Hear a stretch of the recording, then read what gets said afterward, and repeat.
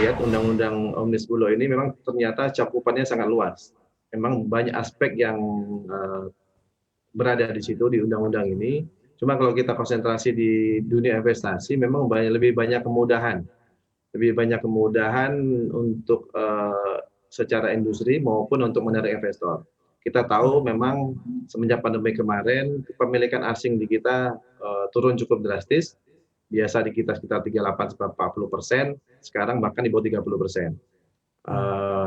Terlihat asing masih sangat hati-hati masuk di pasar kita, terbukti dengan lelang-lelang yang keikutsertaan mereka yang masih di bawah 20%, sekitar 15-17% rata-rata dari lelang-lelang yang secara mingguan pemerintah lakukan.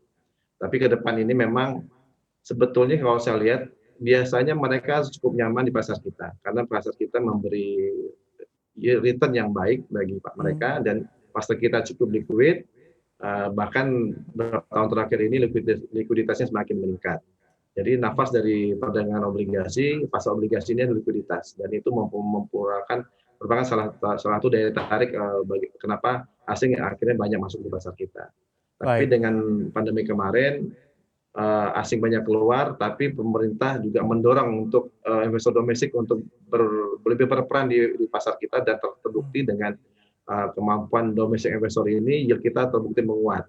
Akhirnya lelang-lelang juga semarak, pasar secondary market yang juga semakin cukup baik. Akhirnya yield kita cukup bertahan, bahkan yang 10 tahun ini di bawah 7% ini cukup stabil.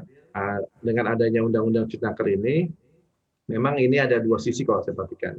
Secara umum ini kita lihat ada kepentingan yang ada di sini, baik itu kepentingan dari sisi investor maupun pasar ya. Kalau karena luasnya dari undang-undang Ciptaker ini yang kita lihat di perkembangan di media-media maupun sosial media, memang ini memang ada dua pihak yang berperan di sini. Ada kalau kita lihat perkembangan di pasar di luar, ada pengusaha, ada buruh di sini. Dan sekarang kita lihat pro kontra mulai terlihat. Bagaimana undang-undang ini di satu sisi menguntungkan, tapi di sisi lain mungkin ada hak buruh yang berkurang dan akhirnya terdampak dari perekonomian mereka takutnya ke depan.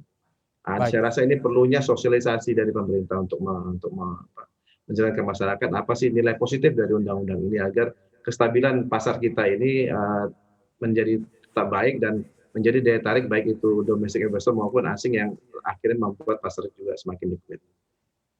Pro kontra yang berkembang akhir-akhir ini menurut Anda bisakah menjadi semacam disrupsi, mengganggu mungkin cara pandang global investor ke Indonesia, atau mungkin global investor tidak begitu banyak mengindahkan, dianggap fine-fine atau wajar-wajar saja pro kontra yang terjadi menyusul disahkannya UU ini?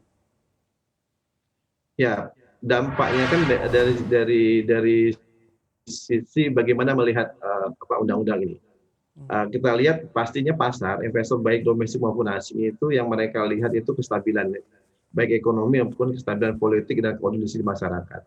Kalau masyarakat bergejolak otomatis risikonya meningkat karena otomatis kehati-hatian mereka akan meningkat.